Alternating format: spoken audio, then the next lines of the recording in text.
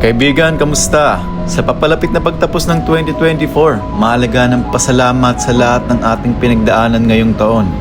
Bawat tagumpay, kabiguan o kahit sa pagsusurvive natin sa mahirap na araw. Lahat to may bilang, lahat may aral. Huwag susuko, laging abante. Higit sa lahat, pasasalamat sa ating Panginoon na lagi tayong kasama sa bawat takbang ng buhay. At siya ang pinakatunay nating kaibigan.